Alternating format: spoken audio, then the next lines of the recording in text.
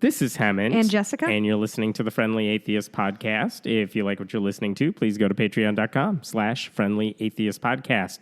Jess, hello. Hi. We're recording at night again. We are. It's like a normal day. Yeah. It's all good. So it's Friday night. There's a bunch of huge stories I want to get to and a couple smaller ones. Before we begin, let me give a huge shout out to a few of our Patreon subscribers. Dan T, Rachel B, Shafin R, and Trent S. Thank you so much for your support. Thanks, guys. Do you think people are really impressed by how cool our social lives are? That it's 9 o'clock on a Saturday, or it's Friday night, and we're like, I'm recording my podcast. Well, I don't know what else you expect me to be doing right now. What? I'm going to go out to a party? Please. You went to a party one time at my apartment. It was 4 years ago. That's probably the last time I left my house. So let me start with something a little bit not crazy to talk about. So this one, this week, Kim Davis came out with a book. And I think we mentioned this last week that they had announced that Kim Davis had written this memoir. Yeah. And Liberty Counsel, her lawyers, I read that press she's the release. Kentucky County Clerk who said after marriage was legalized in the Obergefell decision, she was still just not going to sign your marriage license in Kentucky. She and her bangs were standing strong for Jesus. And the thing is, like, even after the court said, no, you have to, because in Kentucky, the county clerk has to sign the paperwork. Right. And she's like, by signing the paperwork, which, just to be clear, all that does is it says, yep, you are the person you say you are. I checked your ID. You are legit human. I read them and it said if, the undersigned says that the devil is real and that straight marriage is abolished. Right. That's what I read. Yes. So she's like, by signing my name anywhere on the sheet of paper, I'm sanctifying the marriage. And everyone's like, no, you're not. You're just signing to say we're here. You're like a notary. Just you saw us do it. Anyway, she said she wouldn't do it. She went to jail at one point for contempt of court for 6 days. And then when she came out, she was a hero to the martyr Christian persecution people. And since then, and by the way, she's still in that office, but the big change is that Kentucky no longer makes county clerks sign the marriage licenses. That's how gay people can now get married in Rowan County because she doesn't have to sign your license, so she feels like she's won. And to be fair, that kind of is what she asked for. She's like, I don't want any part of this marriage thing. I'm not going to give straight people, we're not going to do marriage licenses. Yeah. So whatever. A marriage is abolished. Yeah. Wait, and she is an elected official? She's an elected official, okay. Which I'll get to in just a second. Oh, good. Did I accidentally foreshadow? Kind of. So anyway, last week, Liberty Counsel, who represented her in this trial, they said she had written a book. And so naturally, I ordered it. It came in the mail. God, bless your heart. And so a couple nights ago, I'm like, I'm getting through this because like it's got to be like a coloring book. I can get through it in a couple minutes. Turns out it was ghostwritten by like 2 other people, so there were words in it. What? But I want to run through a couple of the things that stood out as I read through this book. Wait, can you give me like out of 5 stars? How many stars would you give it? In terms of what? It wasn't fun. Like, it wasn't fun to read. Well, no. It was more or less. I know. It was an advertisement for Liberty Counsel. Okay. And imagine the Freedom from Religion Foundation, but Christian, and no one knows what they're doing. It's an advertisement for them, saying, look at how we supported this woman when no one else was doing it. So brave. So, I mean, it's not an interesting book. It's like you're reading an infomercial for a long time. Like, so I didn't like reading it. Was it technically correct? Were all the words in the right order? We'll see. Okay. I'll share with you some of the excerpts. Oh, God. But, okay, the foreword is written by Mike Huckabee, the former governor / guy who's on Fox / I don't know what his daughter is the press secretary for the president. Here's how he opens the book, more or less. Like, we now face the criminalization of Christianity in this country. Under attack as never before. It's like, no.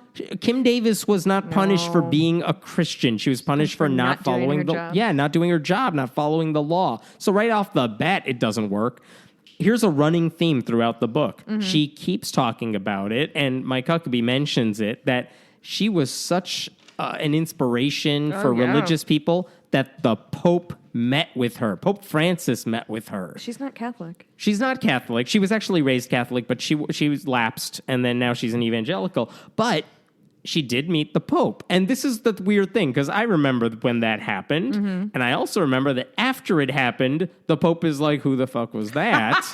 He didn't know who she was. Really? And he was actually, according to the Vatican story, he not only didn't know who she was, he was actually angry that someone on his staff set up this meeting and put him in the center of the culture war issue, because for all the things we like and dislike about this Pope, he tries really hard not to get embroiled in these like gay marriage things. He'll say nice things about gay people without changing Catholic doctrine on homosexuality. Yeah.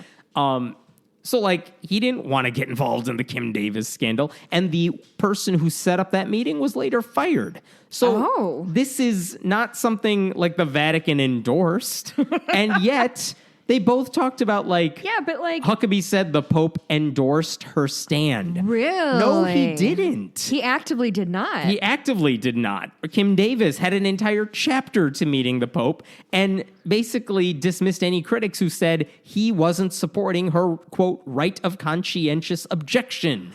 Like, no, the Pope doesn't know you. Just really quick. She had a whole chapter, and I assume it was like a meet and greet, like a handshake thing. By the way, the Pope had to imagine you're a famous person and you're being whisked around you have to meet the following people. Well, if you're like the president and your people say, look, there's 3 groups of people you need to meet, what are they going to do? Here's the quick rundown of what you need to know about these people. Shake their hands, say these things. Pose for a picture, maybe. Those people have to do that all the time. Yeah. So the Pope... As you and I, famous people, know. Yeah, right. If I left the house, I'm sure I would shake someone's hand. So the Pope was told to shake her hand. Maybe he heard a little bit about what she did, but not really. And of course, it would be couched in like she stood up for her religious freedom. Something like that. They wouldn't say she denied people marriage. The funny thing is, in the next room over, in that same meet and greet, he met a former student of his when he was cardinal from, I think, Argentina. Yeah. That student is gay, and his partner was there with him. I don't know what the deal is with if they're Catholic or if they're married or whatnot. Yeah. But like the Pope was, it's my student. I want to meet with my student while I'm in this area. That's the next person he visited. So he could, he wanted to meet him so he could set him on fire for because he wanted to say hi to his former student. It's a nice thing. It's all right, cool, look, Pope, we get it. You're cool. So much for you want to meet Kim Davis because she stood up against gay marriage. Like, no, he's cool with gay people. Look at the next. Okay, whatever. All right, here's where it gets. Your takeaways. Here's some more stuff. I mean, look, the whole book, she paints herself as a martyr for this job. I'm not going to run through all of that. The thing that everyone on Twitter kept wanting to know and that I wanted to know is how does she address the fact that she's this spokesperson for evangelicals for defending like the sanctity of marriage when she's on marriage number 4? Yes. I was really curious for how she was going to how was she going to do that? And I'm going to read you that section. All right. So she addresses it? Uh-huh. She had to. I mean, everyone wants to know that. I think so. I think that's the one criticism she's gotten this whole time. Because if you look at all the memes about her, it's all like defending sanctity of marriage on marriage 4. It's the same thing to say about Donald Trump. Or like gay people can't get married. I had all of them. Right. Or something. I couldn't give you a marriage license because I took them all. Okay, thank you. That was a better structure. Here's what she wrote, and then I'm going to give you the summary. I was all of 18 when I first walked down the aisle in 1984 to marry my high school sweetheart. We had 2 children, but separated in November 1993 and divorced shortly afterwards. In the wake of our split, I met another man and soon became pregnant, giving birth to our twins. Wait. Well, hold your thought for a second. Things did not work out with the twins' father, and I was a single mother of 4 in June 1996 when I met Joe Davis. Joe and I divorced in 2006 after 10 years of marriage. That divorce, my second, was a bitter split with a lot of hurtful things said and done on both sides. Just over a year later, I married the father of my twins. But I was back in divorce court less than a year later to end that marriage. 9 months after that, Joe and I reconciled and remarried. Really? All right, so let me summarize this for you as briefly as I can. Do you want me to draw a graph? You may have to. She married husband 1, had twins with husband 3, then divorced husband 1, officially, Married husband 2, divorced husband 2, married husband 3, divorced husband 3, remarried husband 2. That's where we're at today. So she's still married to husband 2. Yeah.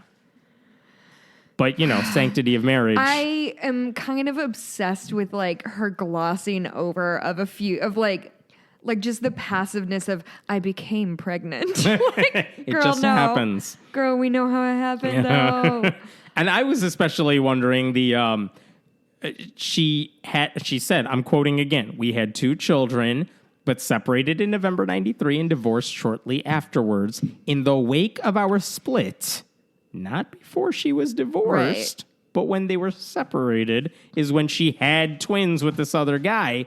Again, I would not judge normally. I don't care. Just about to say, I want to be clear, I don't give a shit. Yes, exactly. I don't give a shit that she's been married a gazillion times. This means nothing to me. That doesn't hurt me in any way.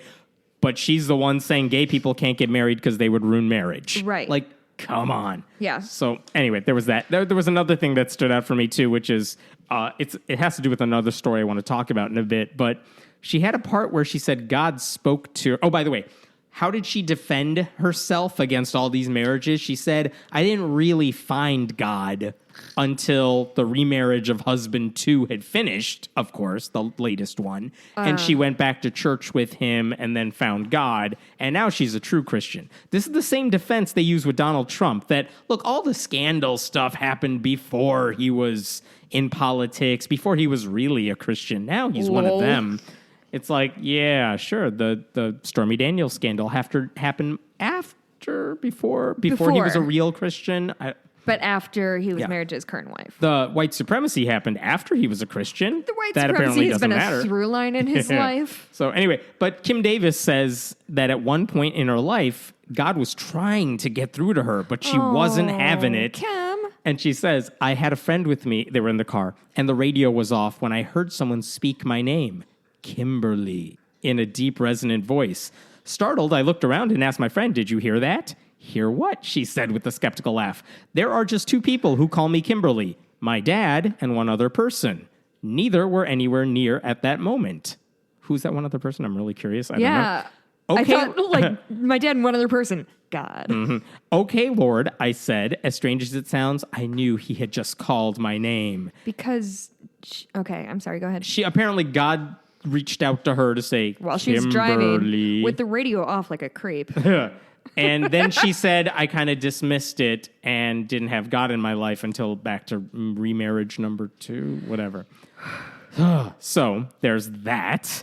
Was there anything else in this? Oh, by the way, she goes on and on about how there was hypocrisy at work here because at one point Kentucky banned gay marriage. I think they had a vote on it, and 75% of Kentuckians said ban gay marriage. What? Kentucky? Not the Kentucky I know. I know. And what happened is it's on the Attorney General's position then to say, the Supreme Court, I think, or maybe an appeals court, said that was unconstitutional. This is before the Obergefell ruling. Okay. They said, you voted to ban it. That's unconstitutional. Now it's on the Attorney General of the state to say, we voted for this, and the law in our state says it's banned, so we're going to appeal that decision. Well, the Attorney General, who was a Democrat at the time, said, I'm not fighting this one.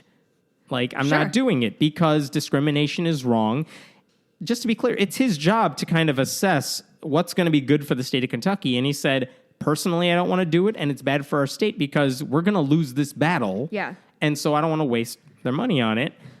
And it ultimately, what the governor, who was also a Democrat at the time, said is, fine, you don't have to do it, but I'm going to hire outside counsel to appeal the ruling because that's what the people of Kentucky want. Okay. It costs like $200,000 to the taxpayers of Kentucky.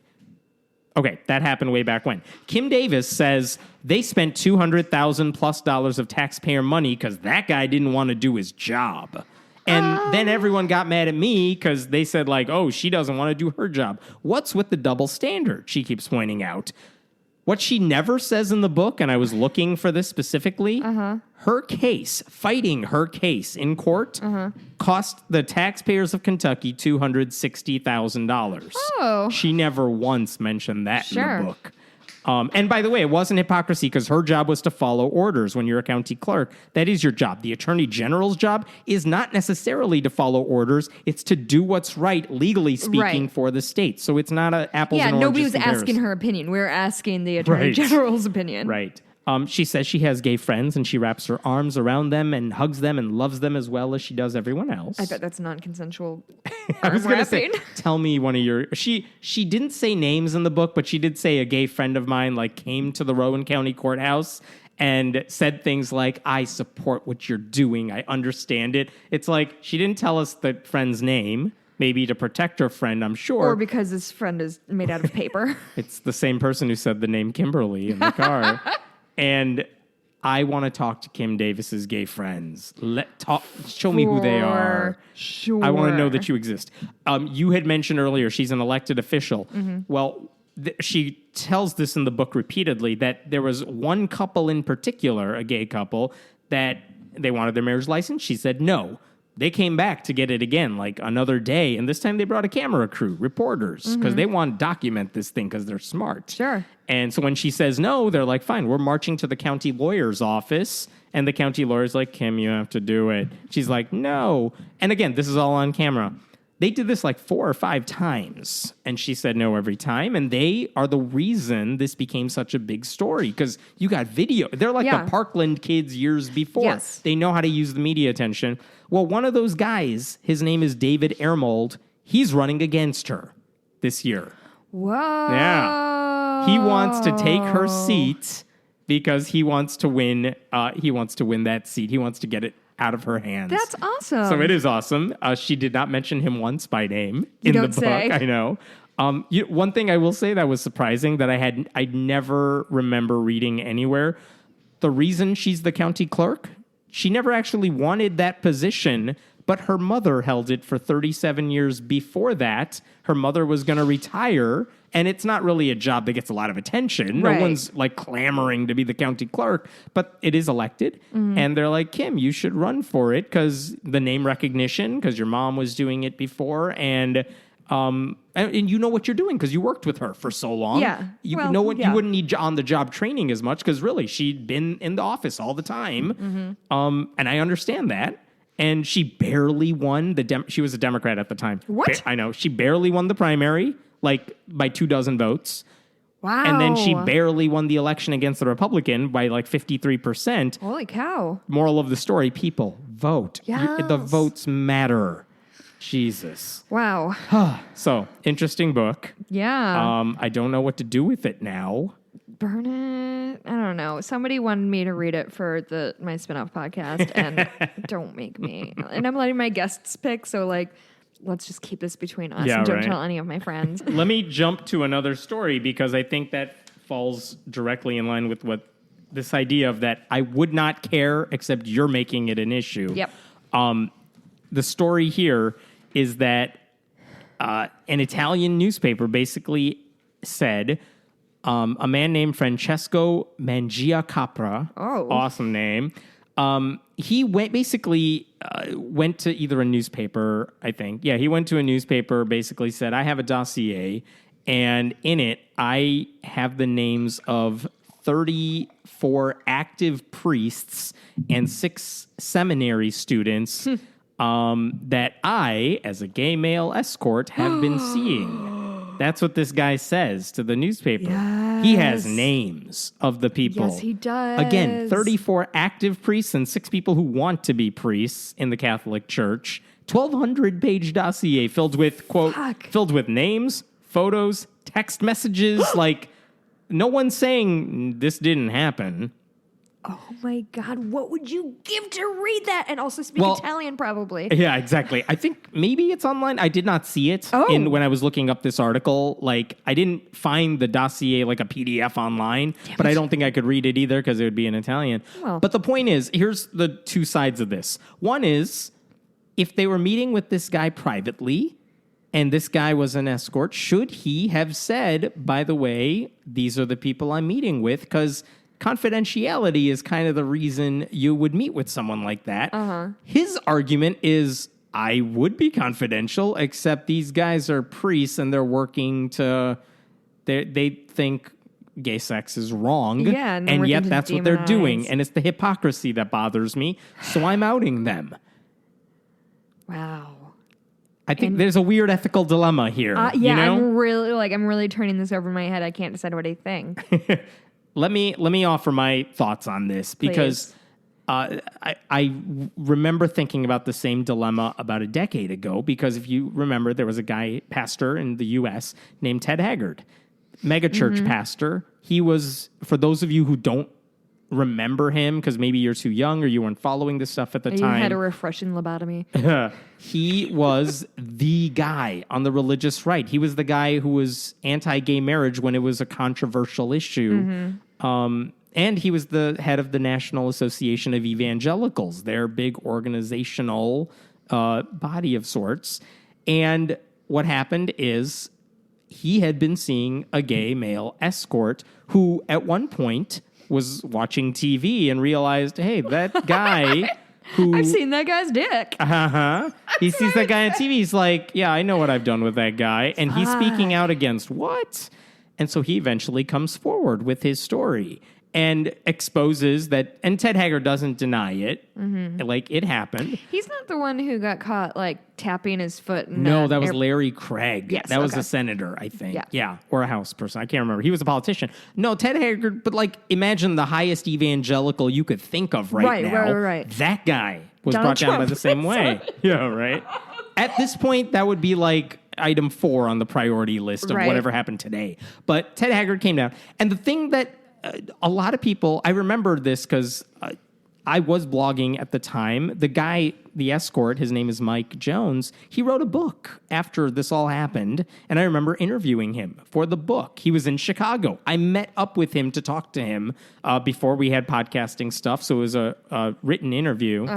What I remember him saying is that he was kind of cast aside by a lot of people who are otherwise in agreement with him because he broke that cardinal rule of his line of work, which is you don't talk about this stuff. And because he did drugs and because he had a lot of other issues. Like, it's not just, they were thrilled that he brought down Haggard, but like there were other issues too. He felt like he was cast aside. He was a pariah in that community. But it's hard for me to imagine that anyone would argue what he did was wrong. Because he would have kept it a secret. And by the way, one thing he told me, and I think he wrote about this in the book, is he has met with politicians. He has met with athletes. He said those were among his clients, and he knew that. But he wouldn't say anything because they weren't causing anybody problems. They just had a secret life. And I'm like, I remember asking him, like, but what if you found out, like, that politician was fighting for anti-gay legislation? And he just looked at me, he's like, you bet. Like, he would totally come forward with it. And Ted Haggard obviously fits that bill. So going back to this Italian dude now. This Italian guy comes forward. And my thinking is, I get it. And I don't really think there's a big ethical issue here.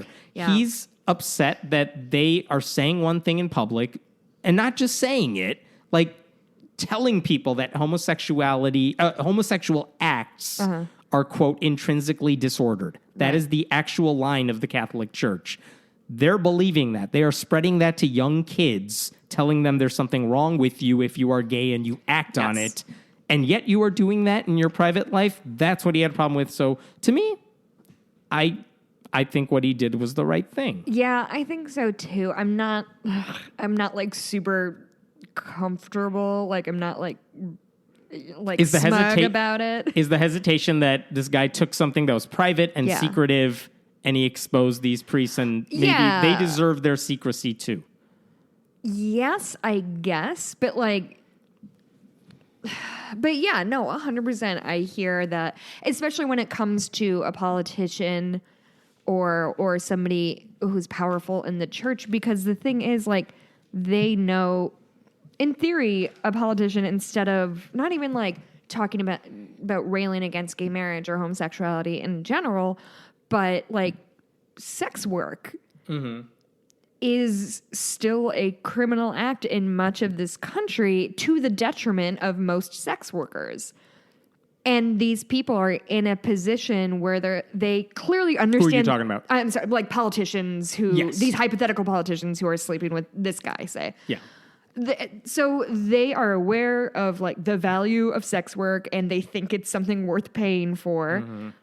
And they're in a position where they could, whether or not it would be great for their career, they could introduce bills that say like, hey, maybe we should start treating sex work like we do any other industry. Let's regulate it. Let's tax it. Let's make sure these people safe. Are safe. Right.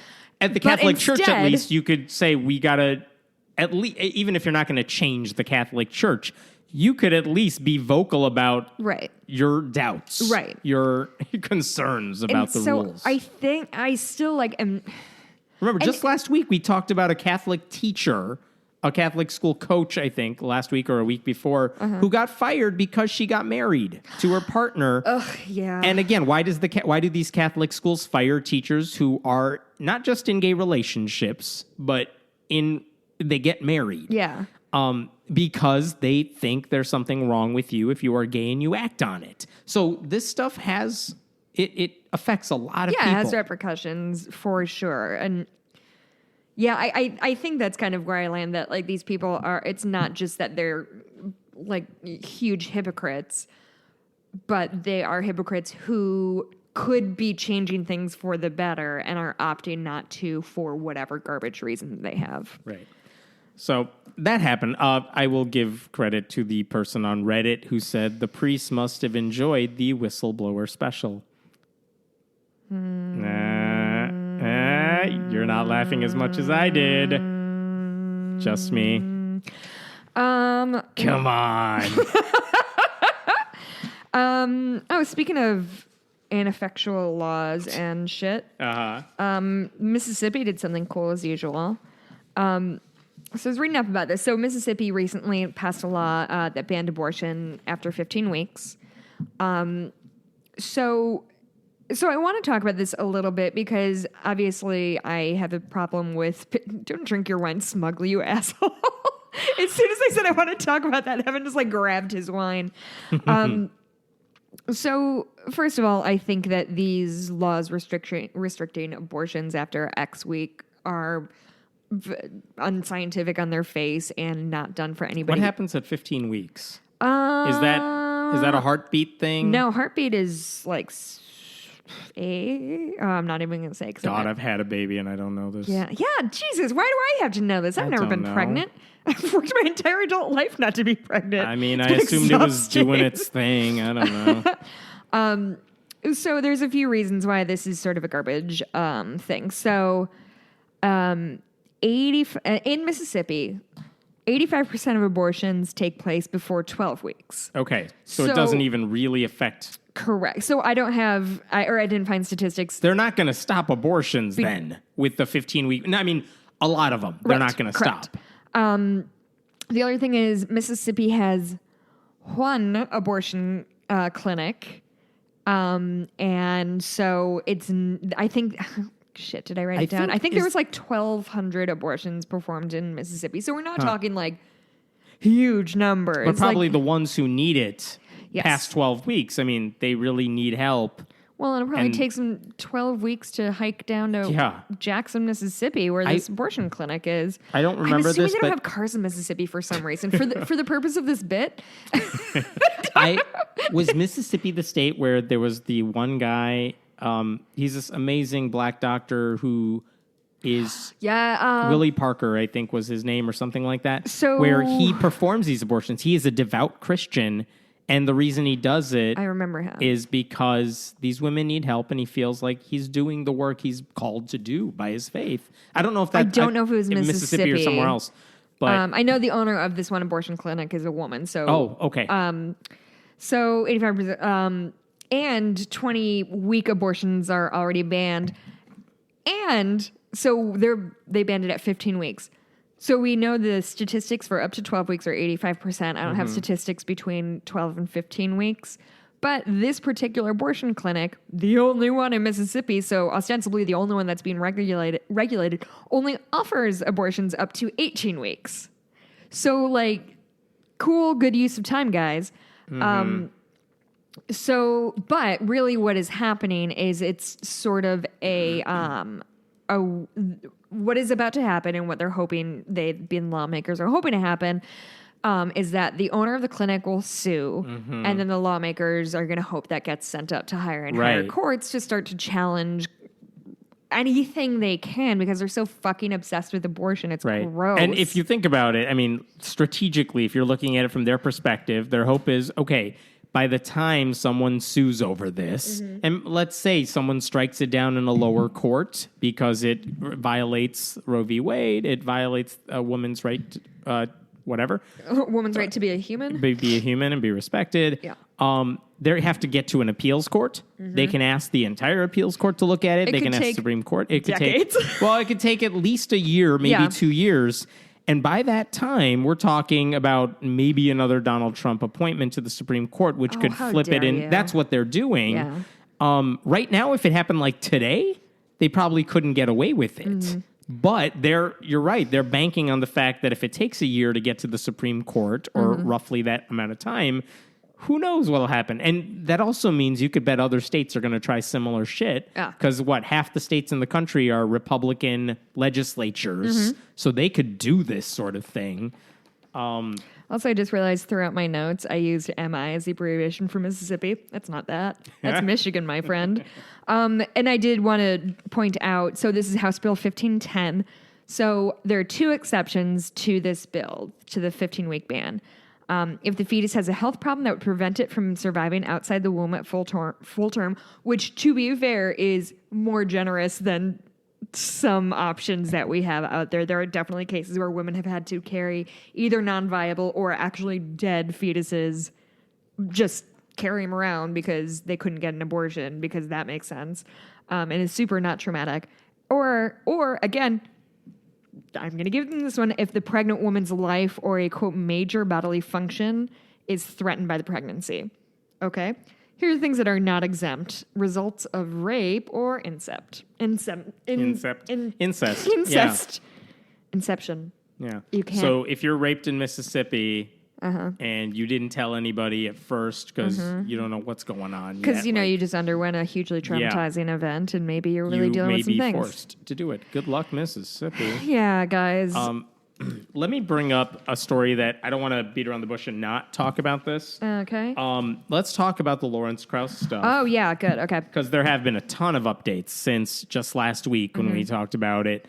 Let me run through a couple of things that have happened. So the overall story here is BuzzFeed published an article at the end of February that pointed out a lot of incidents, numerous incidents of sexual misconduct.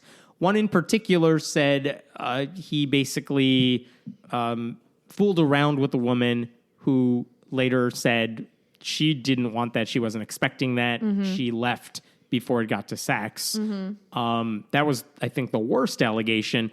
But other ones said he had been touching someone's leg. He had grabbed someone's boob at one point. He and his wife propositioned somebody. Right. Like, kind of ran the gamut of... Yeah, of inappropriate stuff. Nothing illegal. Again, I don't care if it was consensual and you did it privately. Right. But clearly there's a lot of people who are on the receiving end of these things who are not saying they want this. Right.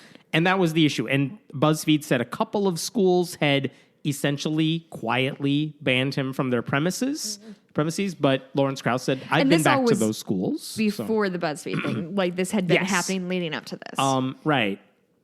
He had... So there were a lot of these allegations, but when you put it together, and here's like the resume of all these incidents over and over, you see patterns. You see the patterns forming, right. And of course, Krauss hadn't said anything publicly about this. And a lot of people, we talked about this already, they dismissed it because it was published on BuzzFeed. And apparently, if it's not in like the New York Times or something, it's bad journalism. It's a dumb argument. Yes. I would recommend our friend Thomas Smith, who does the Serious Inquiries Only podcast. Sorry if I got the name wrong. SIO. That's what the logo is. I'll post a link to it. He did a really, really good job of just dissecting all of the arguments people were making against the article and why they were dismissive of the BuzzFeed article. And he kind of just took down all of those critics. I thought he did a really good job of doing that. So listen to that. But anyway, Krauss hadn't said anything other than saying, I deny these allegations. Yes. Some stuff that happened a few days ago. Arizona State University, where he is a tenured professor, they put him on paid leave, and they said, we're investigating this. They had never had any formal complaints about him, according to them. So what led up to the inquiry? The BuzzFeed investigation. Oh, and they said, okay. Gotcha. well, we hadn't heard about this stuff before, not, I guess, in an official capacity or something. We're going to do our own investigation with the people that you talk to and whatever. And so he's on paid leave and he can't come on campus while we're going through that. So that's one thing. What ASU said is we have no reports, not a single report of misconduct from any person associated with ASU made to us. None. But of course, the whole point is, well, not everyone reports this stuff formally because they know it's like, would say why didn't you tell your boss about your boss's sexual harassment? Because HR wasn't going to do anything about it. Yeah, I wouldn't even say not everyone reports these things. Almost nobody reports these things. So that in itself doesn't, but okay, ASU said they're looking into this. The Center for Inquiry, which recently merged with the Richard Dawkins Foundation not too long ago. Yeah. I didn't know that. They said, we are suspending our association with him pending further information. Okay. Krauss had been on their board of directors. Richard Dawkins, the foundation, sent the exact same message out because the same group now. Yeah. But Richard Dawkins retweeted it. And my question is, okay, well, what does that mean about Dawkins? Because Dawkins and Krauss were going to do a tour in Australia and New Zealand this coming May. Oh. So, like, what's Dawkins doing? Are you going to go? Are you not going to go? What's the deal, Dawkins? Do you think Dawkins will kick him off and let us come? Not a chance. How do the talks work? I do have an answer to this, but he didn't. He just retweeted that statement and then said nothing. So that was weird. Okay.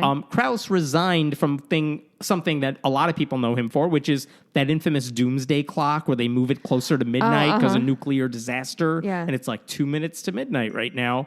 That's the group that does it is called the Bulletin of Atomic Scientists. And he's the chair of their board. That's why when they do that, it's 2 minutes to midnight. He's in every picture because he's the guy making that announcement. He resigned from that group. He said, I don't want to distract you anymore. A couple different organizations said he was going to speak to our organizations. We have canceled those things. Okay, so all this stuff is happening. So there's been fallout. There has been fallout. And by the way, the one group that hadn't said anything was the one sponsoring that Krauss-Dawkins talks in Australia. Really? Yeah. Like, not the main group sponsoring it. They said it was, as far as we knew, still on. Okay. This week, a couple of days ago, Krauss finally responded. Yeah, Finally. I read this one. Yeah. I don't know that it'd be worthwhile to go through every single thing he said. But basically, he called the entire BuzzFeed article libelous. He said they had a cavalier disregard for evidence. Yeah, and he kind of framed it as like a scientific paper of, right? Yeah. Like that was sort of how he framed it of, let's look at the following three things and what does this mean? What does that mean? Right. What's our conclusion that you can draw from this? Yeah, and he went through Or like, here are my statements, I'm going to defend each of them, which is fine. One thing I did not know is his attorney sent BuzzFeed a cease and desist Yeah. about the article, and the day after BuzzFeed published the article, they didn't care. Interesting. I didn't know that. He did not say, just to cut to the chase, he did not say he's going to sue.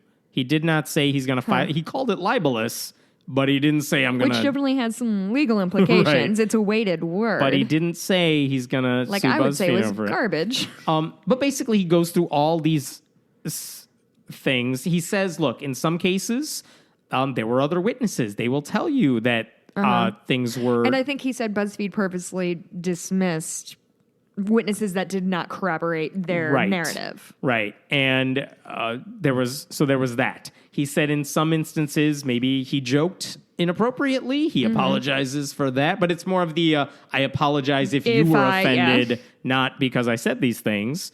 All right. The most serious allegation was the one in that hotel room with Melody, the woman who said that she wasn't asking for that. He did. And he admitted that it happened. He did admit that it happened. But thought it was enthusiastic and consensual, which is a thing we see a lot.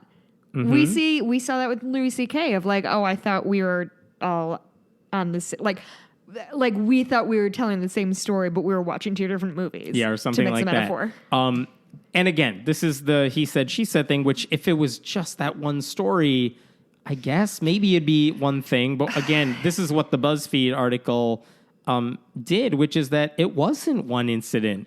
And I've heard plenty of people, and they do this every time. It's let's criticize the person who made the allegation. Let's criticize the woman in this case.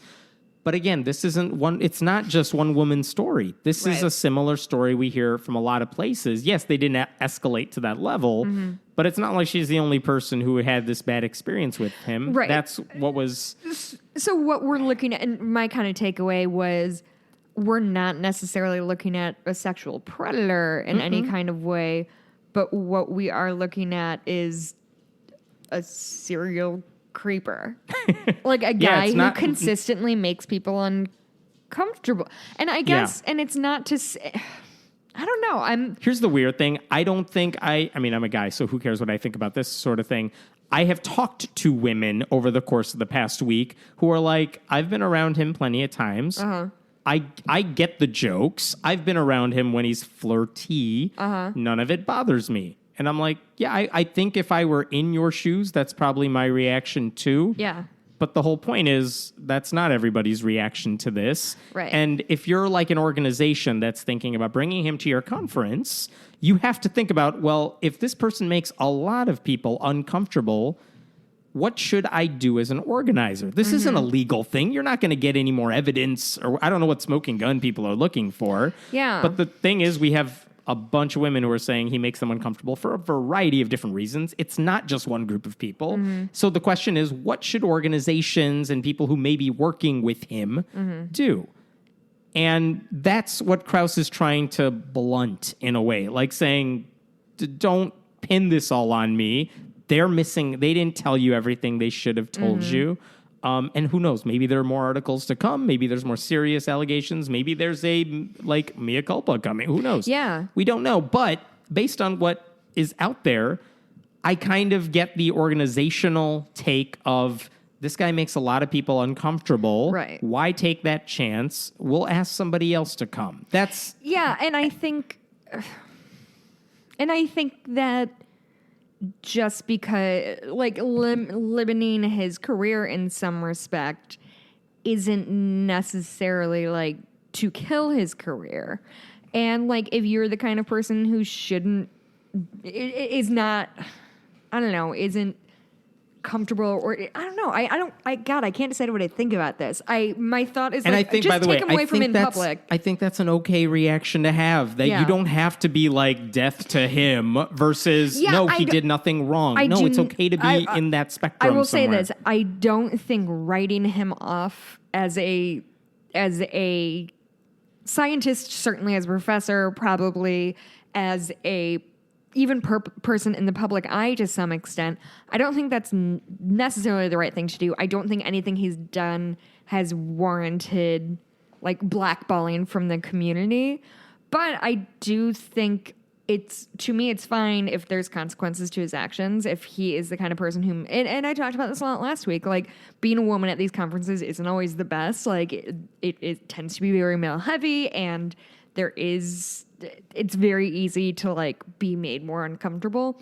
And it's important to bring women and more diversity into our movement. And so if that means a Lawrence Krauss maybe doesn't get invited to next year's American Atheist or whatever, I don't know, so be it. What's going to happen? You know what's going to happen? They'll invite someone else who maybe you haven't heard of who turns out to be amazing. Yeah. There are other science communicators out there. Or they invite another dude who's also a creeper. We got to get rid of that guy, too. There's no limit of creepers in our movement. Don't worry, everybody. Yeah. One thing I've seen on social media a lot is people who are... Okay, I've seen way too many arguments between people saying, everyone's taken this way too far in terms of blackballing him, and people who are he didn't do anything wrong. And if you say one thing or the other, it just starts this crazy, you're clearly on the side of rapists. It's not a black and white issue. No, it's not. And it's hard because we don't have all the information. This isn't a Harvey Weinstein story where someone was assaulted. And Harvey Weinstein systemically worked his way through Hollywood, as opposed to Lawrence Krauss maybe doesn't read signals very well. Maybe he's just an awkward dude and does kind of creepy shit. Yeah. Regardless, if as a result of you, people are made uncomfortable and you're making advances that make people uncomfortable. And so I guess I would say this would definitely be recently what's happened with Mel Gibson was just in a new movie, and I just had this moment of like, oh, I'm sorry, did we all forget Mel Gibson is the fucking worst? And I've heard that about like Louis C.K. Like in 10 years, he's going to give some apology and we're all going to forget everything happened. And that always makes me feel icky. This is definitely a thing where like, if in 5 years he's like, you know what? Yeah, like I did some inappropriate things. I've thought back and I thought about it through somebody else's point of view, and I recognize what I did and why it made me feel uncomfortable. And I'm sorry, and I'm going to do my best to, not do that anymore. Bring him back in. But like, I think he needs to admit, if nothing else, he needs to like be clear about he was the reason a lot of people were made uncomfortable, and he needs to own up to that. Yeah. By the way, Thomas Smith's podcast that I wanted to urge you to listen to is Serious Inquiries Only. Sorry, Thomas. You did get it right. I did get it right. Oh, good. One thing I think I was looking for in that message that he put out was something that says like, look, this stuff did happen, but I didn't think it was a big deal, and I really apologize because I'm only now learning that, wow, I made all these people uncomfortable, I clearly misread the signals or whatever. I didn't see any of that. I saw a little bit of like, if I made these jokes, fine, but like they misinterpreted it. Yeah, it's their fault for understanding my genius wrong. Right, for not getting my sense of humor or for not reading my signals or whatever. Yeah, I think... It was never I crossed the line ever. Yeah, I think he could have had and like, yes, he could say like, I don't think BuzzFeed has all of its facts correctly. I think they did, maybe leave some things out that didn't, adhere to their narrative. But to see all of this, I recognize any way you slice it, I was involved in incidents that I made other people uncomfortable, and for that I'm sorry, and I'm going to try to change. Yeah, instead of that would have been something to work off of, right? And we didn't get that. One thing he did say at the very end of his thing is, I urge you to think critically about the content of the BuzzFeed article, the context in which it was written, the manner in which it was written, the evidence that was not presented, and the agenda that appeared to drive those who wrote it. That last part is the part that bugs me. And this is every time I've heard someone say, well, it was BuzzFeed. That one, more than anything else, I think just makes me think, whatever you have to say next is not really worth taking seriously. Because I don't think they understand how BuzzFeed works. No. Just to be clear, they do have editors. Yeah. They do have stellar That's reporters. A very old guard look at If you think BuzzFeed is listicles and memes, you are talking about one segment of a website that has since grown into something bigger. Right. Like, I don't know anyone who works there personally. I'm not saying this because, like, I'm trying to defend them. It's that I read them because I read their good work that they often do. Just to give you an example, R. Kelly, the singer, like runs this weird sex cult thing, and like little girls are drawn into it and stuff. That was published on BuzzFeed. Obviously, the Donald Trump dossier was published. They may be controversial, but like no one's saying, oh, they're journalism, they don't know what they're doing. No, they hire people who know what they're doing. Right. So again, if you want to say, here's why the article is wrong, fine. But like saying, oh, this person knew one of the victims, therefore the whole article is out to get him. Yeah. I don't know what you accomplish by saying, well, like, what award do you win for taking down Lawrence Krauss? That's exactly what I'm thinking. And because what's his last thing about, like, think of the agenda that they're promoting? Yeah, what agenda that appeared to drive those who wrote it? What is their agenda? I would like to know that. I mean, I think, to me, that's kind of a dog whistle to the, like, Me Too movement is just about, like, attacking men and taking down men. To me, that's what taking down powerful men. Yeah, that's kind of how it reads, which is, I think, utter bullshit. Like, I would say it's the opposite. It is us finally holding human beings accountable for their actions, not like... If you wanted to go after a science communicator for this stuff, there are other people you can go after. If you want to go after celebrities in power... Because Lawrence Krauss is not... I mean, he's not the well-known to everybody name. He's known to us and, like, people like us. Like, if they wanted to make a huge splash in, like, the atheism, skepticism community, they'd go for a Richard Dawkins, they'd go for Neil deGrasse Tyson, a Bill Nye... You know, any of the other men who run our fucking movement. Right. And again, this idea that there's an agenda from the reporters who... Yeah, I'm not crazy about that. That's not how reporters work. So yeah, And by the way, even if they had an agenda, even at BuzzFeed, it goes through people who are going to make sure you're, the I's are dotted, the T's are crossed. They're not just going to let you publish whatever. Yeah. It doesn't work that way. Let's talk about a different thing. You mentioned this guy in the Ohio guy or whatever that wants, and Mississippi wants to get rid of abortion. Goodman. Let's talk about Oklahoma, because Oklahoma, where the wind that's comes not where I was going with it. In Oklahoma. Do you know what that's from, though? Sadly, yes. Okay, thank God. You know what? I know musicals better than I know movies. Okay, don't say that sadly. Oh my God, I just had an idea. Hammond, can we have a watch party for Jesus Christ Superstar on Easter? Okay, I know all the words. I love it so much. And John Legend is going to be in it. Sarah Bareilles. Can we? It's on Easter. We can live tweet it. I'm cross-stitching that day. How fucking dare you? Go ahead. So in Oklahoma... Wait, really quick. If anybody wants to do like a fucking live tweet party with me, because I'm going to watch it and I'm going to drink wine and I'm going to cry and I'm going to sing really loud and my husband's going to gently ignore me as usual. Go ahead. Done. So in Oklahoma, they have a Republican governor. She's term limited out in 2018. They're going to have a new governor. Republicans want that. They want to win the primary, because if you win the primary, that governor seat is yours probably. One of the Republicans running for a right-leaning state. I'm not familiar with. Just a bit. Just that panhandle, like inside the pot, it's just red liquid.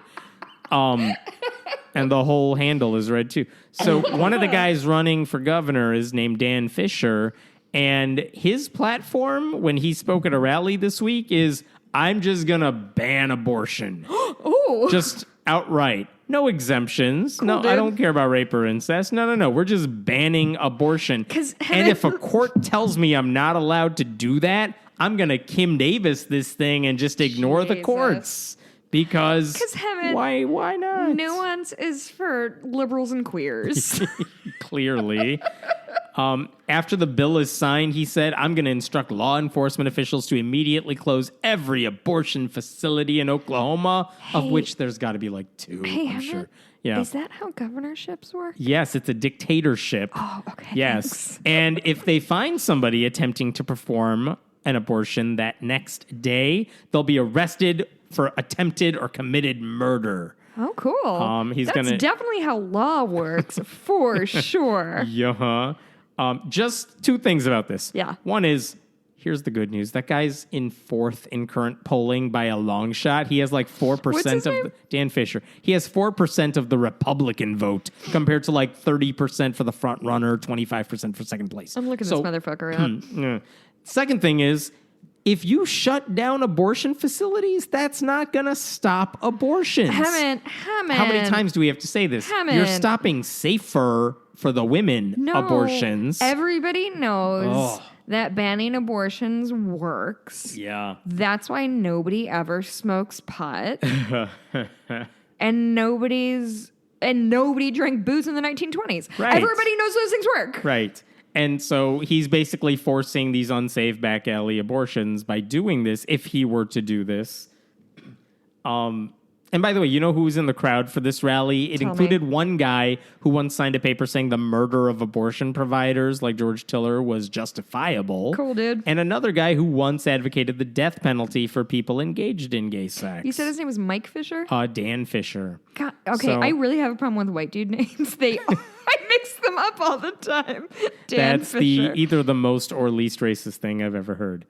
Somewhere in the middle. Hey, congrats, Oklahoma. That's one of the people you get to... Oh, my God. Look at this picture. Oh, my God. He's a Revolutionary War reenactor. Of course he is. I'm surprised he's not a Confederate. He is upsetting. This picture, I just Googled Dan Fisher, Oklahoma, and the third image is him wearing, like, silver... Like, I thought it was a Hamilton costume at first because it's really sharp looking, and he's holding a musket over his head. It's everything you want in a governor. But it looks like he's like on a stage. Maybe he isn't Hamilton. Oh my God. Maybe he's a good rapper. You don't know that. Look at I know. He loves holding guns over his head. Oh my God. There's a bunch of pictures of him holding a gun over his head. His tiny glasses. He loves dressing up in costumes. Dan Fisher presents Bringing Back the Black Robe Raiment. I bet that's racist. I'm sorry. Go ahead. It's a this scandal is my new waiting to favorite happen, dude. I'm Oh, sure. he has a tricorn hat. Oh my God. This I'm going to guy's move on to the in next for one. it. I did not see The Shape of Water. I did. Did you? Yeah. So you know it's all about humans and the fishmen. Yeah, Even it's a metaphor for something. You know what? You haven't asked me. I can tell you anyway. I have some thoughts on the Academy Awards this year. First of all, I did a very good, not to brag, did a very good job of seeing a lot of the Academy Award winning nominated movies because my husband's a movie geek and just like every other year he's like, I'm gonna see them all, and we never do, but like it's a fun effort. Yes. Shape of Water. So Was it good? I get that maybe you didn't want it to win Best Picture, but was it good? So I will say this. I left the theater and I was like, I enjoyed that. It was unique. It was very odd purposefully. Mm-hmm. You know, it was a very unique story. And then on our drive home, you know when you do the thing when you see a movie or read a book or something, and the more you talk about it, the more you like cement your opinion accidentally. I kept like bringing up things like, oh, they never tied this up, or oh, they did this at the beginning. I thought that was going to come back. It didn't. It was okay. It was beautiful. It was well acted. It was weird as fuck, which was definitely its goal. It was a good movie in a lot of ways. I do not think it was the best movie of the year. Was it promoting bestiality? Yeah. Sorry. Yeah, for sure. For sure. That was the main theme. Because Pastor Kevin Swanson, who is a Republican, like Republicans go through this guy to win the primary for president, who also says like wildfires in California are the result of pedophiliacs and homosexuals being turned into heroes. That's science, my friend. I don't know what to tell you, buddy. He hated this movie because he said it's destroying America. Yes. It's a violation of the worst possible sexual sin. Yep. It's another milestone in the moral degradation of Hollywood and the nation itself. Here's the thing. I obviously agree with zero things this guy says, but the woman like fucked a fish man. I don't know what to tell you. Like, yeah. I saw people on Twitter calling it Grinding Nemo. That's pretty funny. That is good. I remember thinking when I saw him make these comments, I'm like, oh man, no one showed this guy Beauty and the Beast. That's pretty And funny. then I realized, wait a minute. He totally said the same thing about Beauty and the Beast. Did he? Yes. I was going to say, like... He trashed it for its interspecies breeding. That's pretty funny. The thing is, here's the difference between Beauty and the Beast and this. Beast turns into, like, a human man by the end of it. So I assume any smushing happens is when he's, like, corporeal. Yeah. They're very explicit that she fucks a fish man. Like, there are no uncertain terms. There's, like, hand gestures. It made me feel uncomfortable. So I'm looking But you would think a guy who is dedicated to the Bible knows what's fiction. Yeah. But no wonder he doesn't know what's fiction and what's not. Yeah, I saw Shape of Water, didn't see Darkest Hour because I've seen that movie a million times. I get it, World War II. You happened. Dunkirk, Phantom Thread, no thank you. 3 Billboards Outside Ebbing, Missouri was fucking excellent. Really? Get Out. You saw Get Out, and you thought it was only okay. It was fine. Jordan Peele won the Academy Award for Best Original Screenplay. Yes. Why can't I talk tonight? And drink more wine. Okay. Please do not imply I'm drunk. That's rude and detrimental to my brand. Sorry, that was a weird thing to say. Anyway, I cried when Jordan Peele. Did you see the pictures of Keegan-Michael Key being really happy? Get yourself a friend like that. Oh my God. The post was excellent. Call Me by Your Name. I meant to see and I didn't. Lady Bird was fucking... So, did you see Lady Bird? Yes. Did you? I know. I'm sorry, my voice surprised got too. higher than I expected. I'm surprised too. It was cute. It was fine. was- I got through it. Okay, It was fine. But you don't like... It was a lot of Catholic jokes. It was kind of A funny. lot of Catholic... I mean, for me, the thing about Lady Bird was... It's the first time that I can think of, like, seen myself reflected that well on screen. You know what I mean? Because she's about my age, so she was in high school the same year I was. Almost as dramatic as I was. But, like, her relationship with her mom was, like, oh, it broke my heart. It was very, very, very good. I liked it a whole lot. And Greta Gerwig really deserved that Oscar, but that's... I'm going to move to one more story here that is I have three more stories. You've really been dominating this conversation, Sorry. Also, we've been recording for 4 hours? Yes. Okay. That's why I'm like, all right, here's one. So an Alaska lawmaker. So my jaunt into the Oscars was not welcome. It's all good. Representative Don Young, a guy from Alaska, he apparently made a comment this week Alaska. that they were talking about guns at a meeting, and he's defending guns. He's all for guns. You don't fucking say in Alaska? I know. And here's the quote. I'm going to read it to you out loud. How many millions of people were shot and killed because they were unarmed? 50 million in Russia? How many Jews were put in the ovens because they were unarmed?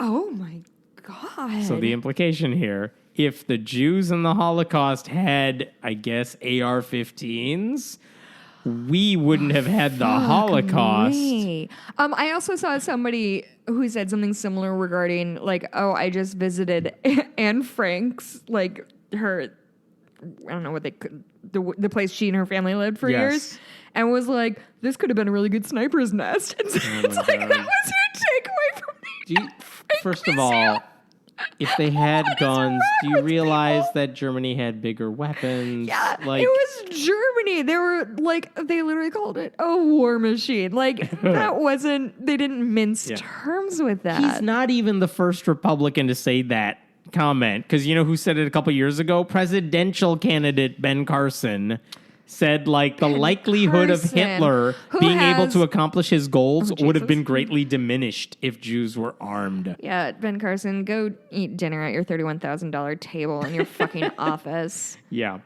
Okay, I was just about to go on a rant about Ben Carson. I think that would sideline things. Here's the beautiful part of this whole crazy story. The reason he made these comments is because he was asked about it at this town hall sort of gathering. By the worst person. No. Oh, no. By the guy who wants his seat. Like the Democrat running for his seat. Oh, my God. Basically said, like... That man's a genius. He's doing, like, the three-dimensional chess sort of thing. Yeah. I think he just asked, like, a layup, like... What are you going to do about guns? And he ended up getting this, like, crazy soundbite that What's this guy's name who's running for the seat? The guy running for his seat is Dimitri Sheen. Dimitri Sheen, 2028, my friend. I will support your campaign. I mean, he just got a campaign ad out of that one. Yeah. But, like, well-played person who probably didn't know what he was setting himself up for. Three-dimensional chess. Yeah. Oh, he teed that up. Let me blaze through a couple of these because they're not that big. This I thought was going to be more meat on the bones, but there's a really interesting article in the New York Times called A Quiet Exodus, Why Black Worshippers Are Leaving the Evangelical Churches. I read the whole thing hoping to talk about it here. It's not necessarily like an easy thing to break down for our purposes. It's a lot more just individual stories. But it's worth noting that churches, over the last decades, churches have become less segregated as mostly because black worshipers have chosen to go into majority white churches. In 2012, the National Congregations Study found that more than 2/3 of those attending white majority churches were worshiping alongside at least some black congregants, which is actually pretty good, and apparently a huge increase from 1998. That said, they followed, a handful of people who have been attending majority white black worshipers who are attending majority white churches in Texas, I think, and since 2016, they have felt less and less comfortable in these sort of environments. They feel like not only are they the base of their argument is that they're kind of getting overlooked and they don't get the same kind of enthusiasm behind issues that maybe mostly black people care about, like getting shot in the street by a cop for no specific reason. Like the church can't seem to. And if you ever go to a black church, they do focus on those social issues far more than like, let's talk about this Bible verse here or there. No, it's all about how this applies to your life. Yeah, and stuff like that. And specifically, a couple of people said they would bring up police violence, Trayvon Martin case specifically. That's not police violence, but the Trayvon Martin case specifically. And they were sort of brushed off as like, you're being divisive. You're bringing that sort of. And what's weird to me is so many of these mostly white evangelical megachurches and stuff, they are very open about the fact that they want to reach like more people, obviously. Like all of their. And what are they doing? Will be anti-gay. Well, that turns off a lot of young evangelicals too. So a lot of the younger people are leaving because it's. Yeah. I hope it's embarrassing to be a white evangelical. It should be. They're now, what this article is saying is they're basically turning off a lot of black people because so many of these churches, if they're not like outright saying we support Donald Trump, certainly a lot of the members of these churches support Donald Trump. And what does Donald Trump represent? Again, it's racism. It's bigotry. And again, what message are you sending to those minorities in your congregation? Right. When that's going on? So no wonder they're leaving. That doesn't surprise me one bit. No, not at all. So I thought that seems dumb from a strategic point of view, not just an ethical, moral, like, why are you doing this? I honestly think it comes down to white fragility. I think white people are so afraid to be questioned about, like, hey, maybe the problem is white culture and how we view black people. And I think to a lot of these white people, it's, well, what you're doing is calling me personally bad or something like that. I think that's a huge part of it. People just get their hackles up really quickly because if you've never been oppressed in any systemic way, as soon as somebody implies that, you know, your people, quote unquote, are doing anything bad as a collective, like, it's just very scary immediately. So that's one thing. I'm actually going to say this to the end. There was a really interesting article about Sinclair This is pretty tangentially related to what we do, but have you heard of the Sinclair broadcast group? Yeah, they're taking over all the local news. Yeah, so it's like Fox News, but like Foxier. So Sinclair Broadcast Group, it's on the cusp of owning enough local television stations to reach 70% of American households. So this is like when you and I like turn on WGN News at night. It could be a Sinclair jam. So they recently sent out a message that they wanted to play during news time, not commercial time. So this took away from. But so essentially, we're proud of the quality. This is a quote. I'm or we are, depending on who's reading it. I'm a solo broadcaster in this jaunt. I'm extremely proud of the quality, balanced journalism that Friendly Atheist podcast produces, but I'm concerned by the troubling trend of irresponsible, one-sided news stories plaguing our country. The sharing of biased false news has become all too common on social media. More alarming, national media outlets are publishing these same fake stories without checking facts first. Unfortunately, some members of the national media are using their platforms to push their own personal bias and agenda to control, quote, exactly what people think, which is a weird thing to quote in. This is extremely dangerous to our democracy. So on its face, it's not great, but it's not like draconian quite yet. I will say, like, the sort of slandering of national media is a fucking slippery, scary slope. Because they're basically trashing CNN, MSNBC, all those like things. National news is definitely code for CNN, right? But here's the place where it kind of gets scary and definitely very conspiracy theory-ish. So Sinclair, this company, made a deal with Jared Kushner that the Trump campaign would provide Sinclair's local news stations with intimate access to Trump, this is during the election, in exchange for, quote, fair coverage of the GOP nominee. So read between the lines there for a sec. Also, news stories and features favorable to Trump or that challenged Clinton in the 2016 elections were distributed to Sinclair stations on a must-run basis. Right, and this is the big problem with them, that they're telling their anchors on their TV stations, you have to say this thing. Yep. You have to run, I remember reading this week, one of Trump's people on his campaign was this guy, Boris Epstein. And he's now working for Sinclair. And he produces these like 1 minute opinion clips that also these local news channels owned by Sinclair have to run. And Media Matters for America, a progressive group, they basically said, they post all of these videos on YouTube.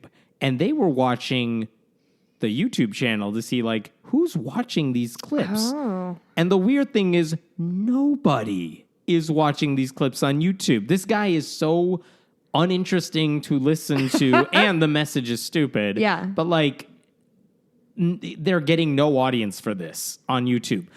So the fact that they're forcing it onto potentially 70% of Americans, this propaganda, is absurd. I think local news, I was reading a little bit about, like, local news has a pretty good reputation. Maybe it's falling by the wayside in a lot of ways. I don't watch it. I mean, I don't watch it, but if WGN is on, I tend to see WGN as, like, the most nonpartisan type. Yeah, they're just giving you local that's stories. Like our local network. It feels very nonpartisan. It doesn't feel like I watch MSNBC. I know I'm going to be getting like a liberal slant, and I know that going into it. The local news is bland on purpose, and if they're injecting this conservative propaganda into it, how many old people watching these things aren't going to realize they're being brainwashed as they watch it? They have an example of a quote must-run email that stations got on September 13th, 2016.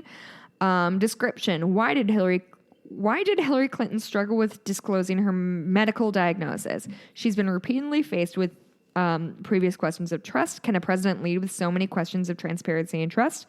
There was no equivalent of that's the end quote. There's no equivalent of such must-run stories examining Trump's refusal to release his medical or tax records, or about questions surrounding his charitable foundation. It's just propaganda. Oh, it's and if you're working for them, there's something wrong with you too. Yeah. I'll say that. Yeah, sure. I mean, and I can't imagine it feels. How desperate are you to have a job that you're going to work for people who are like not actually doing journalism? Journalism is such an important part of our society, and I've said this before. I hope, if nothing else comes of this Trump presidency, it is that we need journalism now more than ever. It's maybe newsprint is dying, but journalism is always going to be extraordinarily important to the American people. I want to close on this. Steve Bannon, he's afraid of women. He warns that, okay. So Steve Bannon, right after Oprah made her speech at the Golden Globes, which is extraordinarily impassioned, really well received, and people were like, "Oh, should Oprah run for president?" Which, like, probably isn't the best idea, but like, it was a good speech.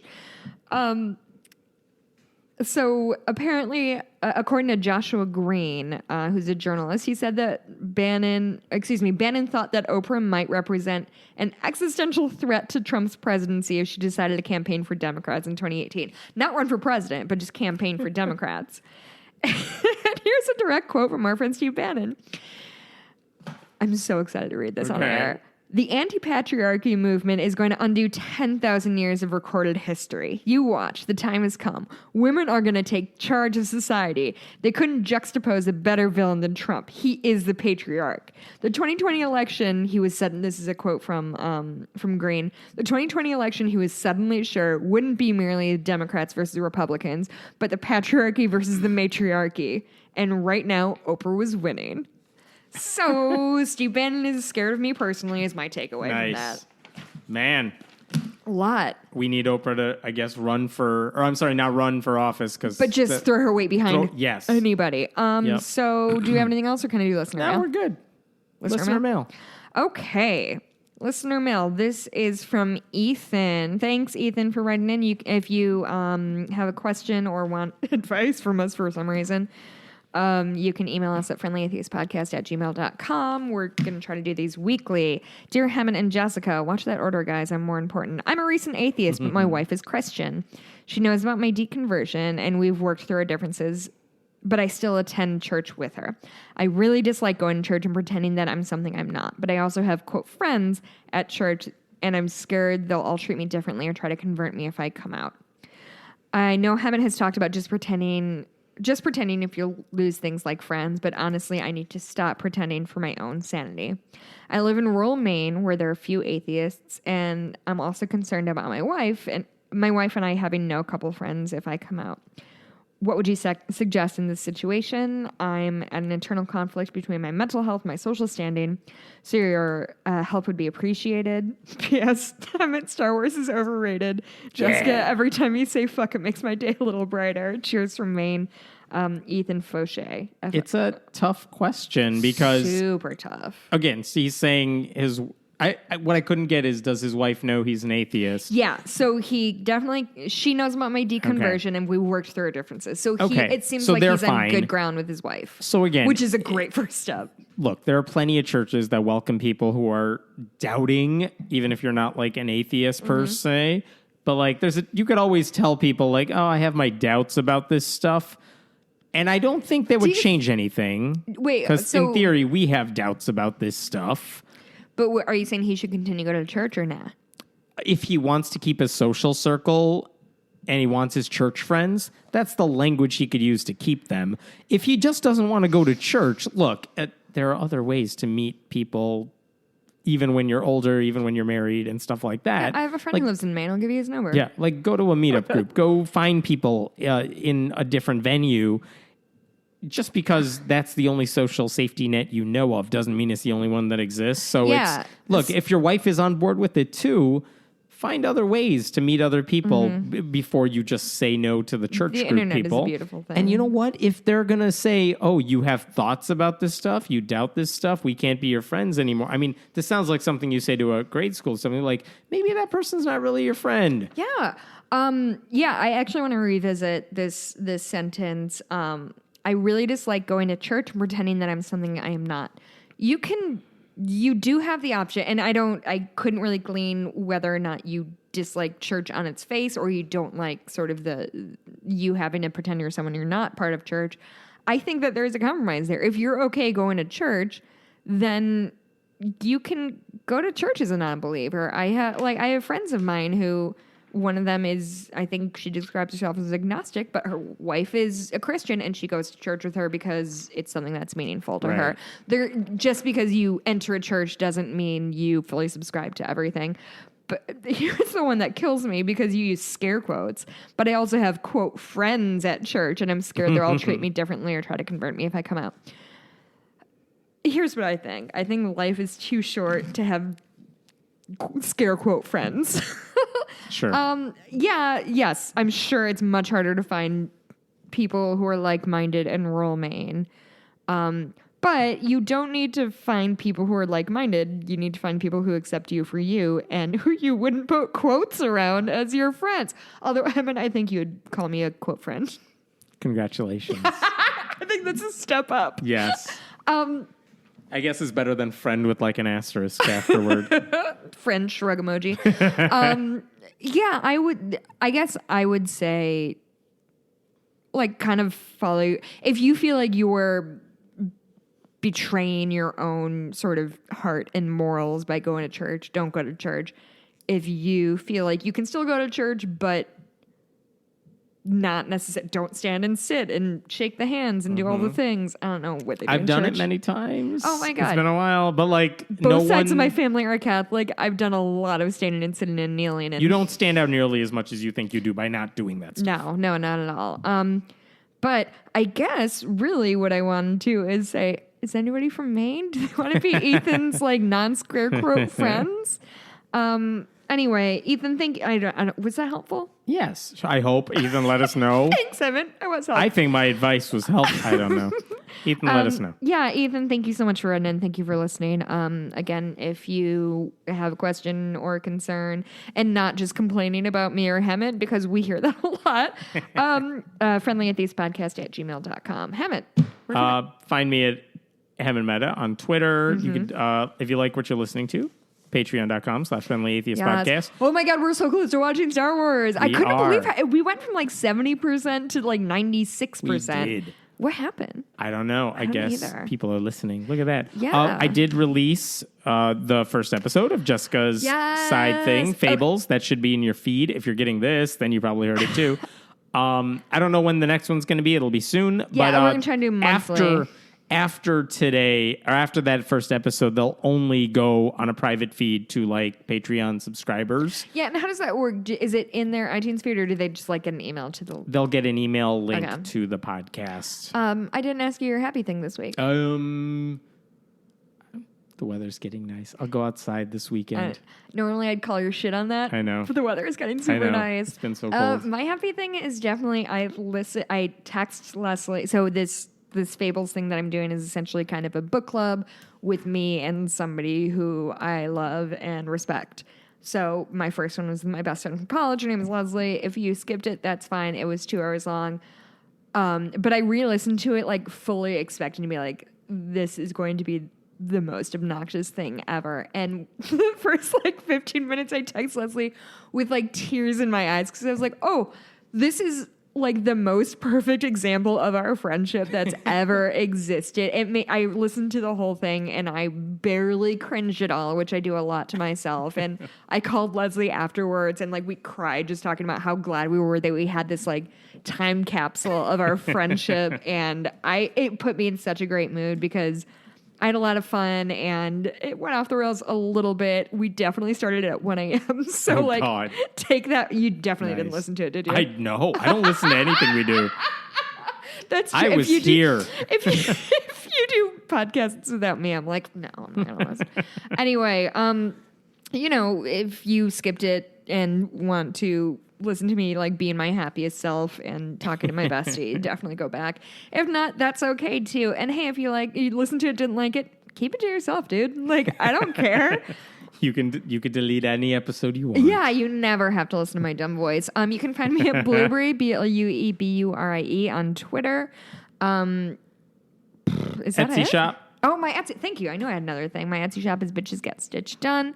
I just got an order today from a listener, but I don't remember their name, so I'm not going to say it. Thanks, listener. Yeah, thank you, listener. We will be back next week. Yes. Oh, and I do custom work, and I'm in need of a new project. So Make if it you happen, have like people. a weird, dumb idea, that's like my specialty. All right, thank you guys. See you next week. Bye.